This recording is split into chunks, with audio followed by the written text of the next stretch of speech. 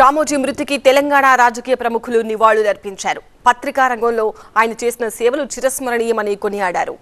రామోజీరావు గారు దేశ రాజకీయాలలో, పత్రికా రంగంలో, ప్రసార రంగంలో ఆద్యుడు. ఈ దేశానికి ఆదర్శంగా నిలబడి ప్రతిపక్ష పాత్ర పత్రికలు ప్రసార సాధనాలు పోషిస్తాయని నిరూపించిన వాడు.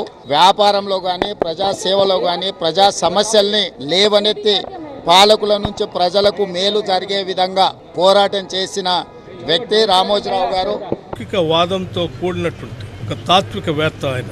అటువంటి తాత్వికవేత్త హైదరాబాద్ నగరంలో ఒక అద్భుతమైనటువంటి ప్రపంచం తలమానికగా ఉన్నటువంటి రామోజీ ఫిలిం సిటీ లాంటి దాన్ని కూడా నిర్మించి తెలంగాణకి ఒక ఔన్నత్యాన్ని, ఒక గొప్పతనాన్ని కూడా తీసుకొచ్చిన సంగతి కూడా మనం మర్చిపోకూడదు. అటువంటి వారు ఈరోజు మనందరి నుంచి దూరం అవటం చాలా బాధాకరంగా ఉంది.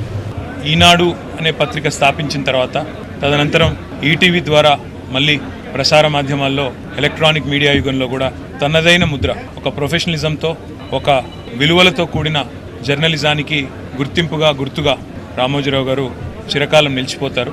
ఇటు వ్యవసాయ రంగంలో కానీ, తెలుగు భాషకు సంబంధించినటువంటి విషయంలో కానీ, పత్రికకు సంబంధించినటువంటి జిల్లా ఎడిషన్స్ తీసుకురావడంలో కానీ, మరి ఎమర్జెన్సీలో కాంగ్రెస్ పార్టీ వ్యతిరేకంగా పోరాటం చేయడంలో కానీ రామోజీరావు గారు ప్రముఖ పాత్ర పోషించారు. 1983లో ఎన్టీ రామారావు గారు తెలుగుదేశం ప్రారంభించడానికి, తెలుగుదేశం అధికారంలో రావడానికి రామోజీరావు ఆ రోజు కీలక పాత్ర పోషించారు.